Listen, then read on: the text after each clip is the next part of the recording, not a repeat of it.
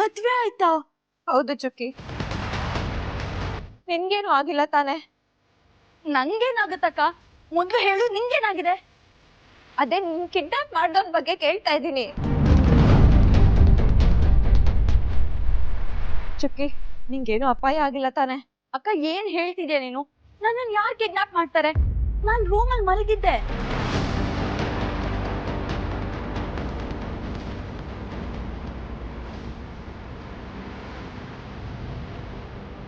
ಈಗ ಎಚ್ಚರ ಆಯ್ತು, ಅಲ್ಲಿಂದ ನೇರವಾಗಿ ಇಲ್ಲಿಗೆ ಬರ್ತಾ ಇದ್ದೀನಿ. ನನ್ನನ್ನು ಯಾರು ಕಿಡ್ನಾಪ್ ಮಾಡ್ತಾರೆ ಅಕ್ಕ?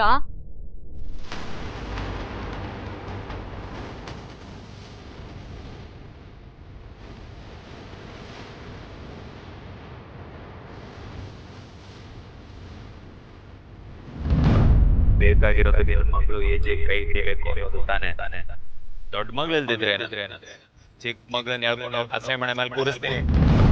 ನನ್ನ ಮಗಳನ್ನ ಈ ವಿಷಯದಲ್ಲಿ ಮಧ್ಯ ತಗೊಂಡು ಬರಬೇಡ ಅಂದ್ರು ನೀನು ಇಂಥ ಕೆಲಸ ಮಾಡಿದ್ಯಾ? ದೇವ್, ನಿನ್ನನ್ನು ಮಾತ್ರ ಬಿಡಲ್ಲ ನಾನು. ಸಾಕ್ ನಿಲ್ಸಿ ನಿಮ್ ಡ್ರಾಮನ. ನಿನ್ ತಂಗಿ ಇಲ್ಲೇ ಇದ್ದಾಳೆ, ಅವಳಿಗೆ ಏನೂ ಆಗಿಲ್ಲ. ಮತ್ ಯಾಕೆ ಮಾಡ್ದೆ ಈ ಕೆಲ್ಸ? ನೀನು ಮೋಸಗಾತಿ. ನಿನ್ನ ತಂದೆ ತಾಯಿಗೆ ಒಳ್ಳೆ ಮಗಳಾಗ್ಲಿಲ್ಲ, ನಿನ್ನ ತಂಗಿಗೆ ಒಳ್ಳೆ ಅಕ್ಕ ಆಗ್ಲಿಲ್ಲ,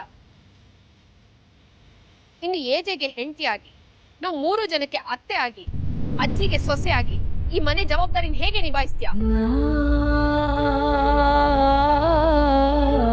ನಿನ್ನಿಂದ ಇದು ಸಾಧ್ಯ ಇಲ್ಲ, ಸಾಧ್ಯ ಇಲ್ಲ.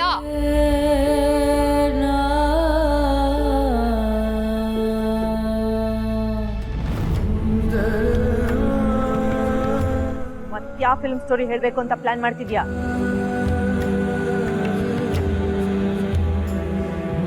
ಇನ್ನಾದ್ರೂ ಈ ಕಾಗಕ್ಕ ಗೂಬಕ್ಕನ್ ಕತೆ ಹೇಳೋದನ್ನ ಬಿಟ್ಟು ಏಜೆ ಮದ್ವೆ ಆಗಕ್ಕೋಸ್ಕರ ಮೋಸ ಮಾಡ್ದೆ ಅನ್ನೋ ಸತ್ಯನ ಒಪ್ಕೋ.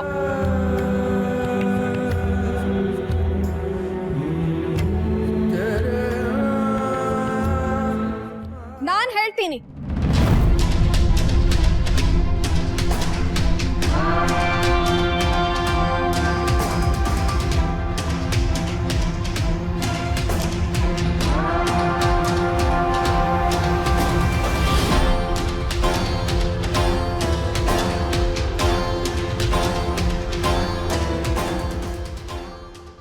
ಇವಳು ಮೊದಲೇ ಪ್ಲಾನ್ ಮಾಡ್ಕೊಂಡು ನನ್ನ ಮಂಟಪಕ್ಕೆ ಹೋಗೋ ಟೈಮಲ್ಲಿ ಬಂದ್ಲು, ಚೆನ್ನಾಗಿ ಮಾತಾಡ್ಸೋ ಥರ ಮಾತಾಡ್ಸಿದ್ಲು. ದಯವಿಟ್ಟು ನನ್ನ ಕ್ಷಮಿಸ್ಬಿಡು ಶ್ವೇತಾ. ಕ್ಷಮಿಸೋದಾ? ಯಾಕೆ?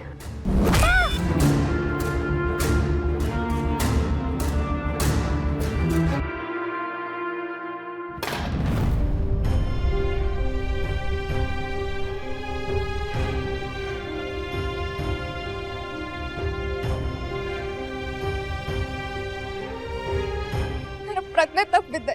ಇಲ್ಲಿ ನೋಡಿದ್ರೆ ನನ್ ಬಟ್ಟೆ ಎಲ್ಲ ಹಾಕೊಂಡ್ಬಂದು ಇಲ್ಲಿ ಮದ್ವೆ ಆಗಿ ನಿಂತಿದ್ದಾಳೆ.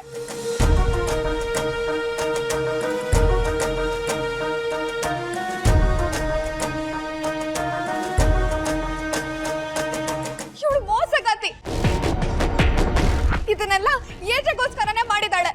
ನೀನೊಬ್ಳು ಹೆಣ್ಮಗಳು ತಾನೆ, ನನ್ನ ಮಗಳು ಜೀವನ ಜೊತೆ ಆಟ ಆಡಕ್ಕೆ ನೀನು ಹೇಗಮ್ಮ ಮನ್ಸು ಬಂತು?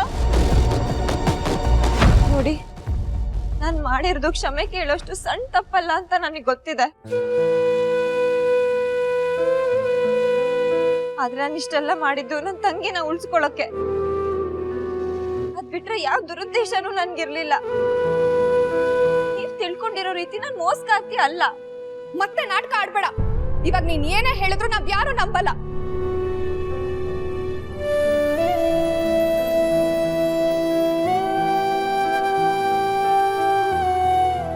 ಶ್ವೇತಾ, ನೀನ್ ನನ್ನ ಪರಿಸ್ಥಿತಿಯಲ್ಲಿ ಇದ್ದಿದ್ರೆ ಏನ್ ಮಾಡ್ತಿದ್ದೆ?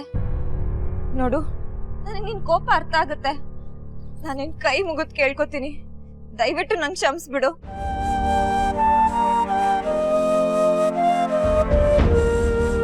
ನೋಡಿ, ನೀವೆಲ್ಲರೂ ಅನ್ಕೊಂಡಾಗೆ ನಾನು ಪ್ಲಾನ್ ಮಾಡ್ಕೊಂಡು ಇಲ್ಲಿವರೆಗೂ ಬಂದಿರ್ಲಿಲ್ಲ.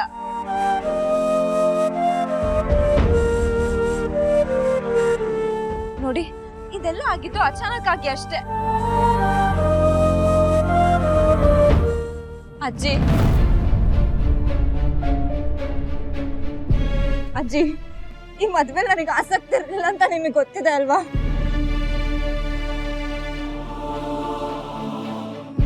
ನೋಡಿ, ನನ್ನ ತಂಗಿಗೋಸ್ಕರ ನಾನು ಇಷ್ಟೆಲ್ಲ ಮಾಡಿದ್ದು. ನೀವಾದ್ರೂ ನನ್ನ ನಂಬಿ.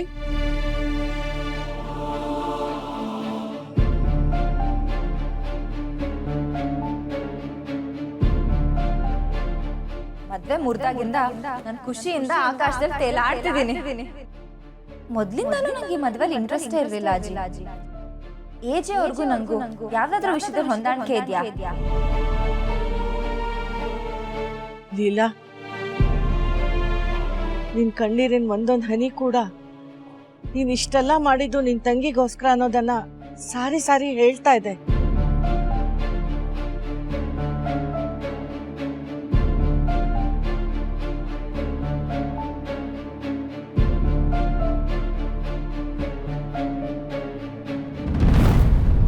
ನಾನು ನಿನ್ನ ನಂಬ್ತೀನಿ ಅಷ್ಟೇ ಅಲ್ಲ, ಯಾರು ಏನೇ ಹೇಳಿದ್ರು ನೀನೇ ನನ್ನ ಸೊಸೆ ಅಂತ ಒಪ್ಕೋತೀನಿ.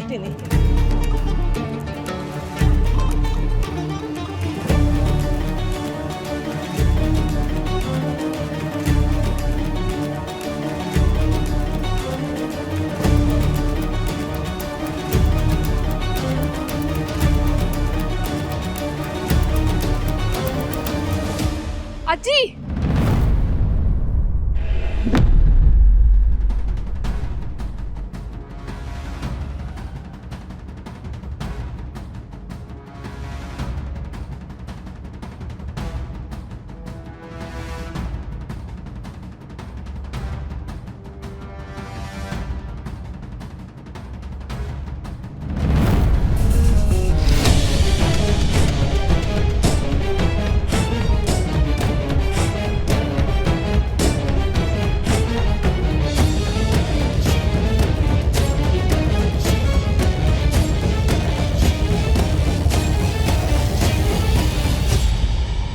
ಯಾರು ಏನೇ ಹೇಳಿದ್ರು ನೀನೇ ನನ್ನ ಸೊಸೆ ಅಂತ ಒಪ್ಕೋತೀನಿ.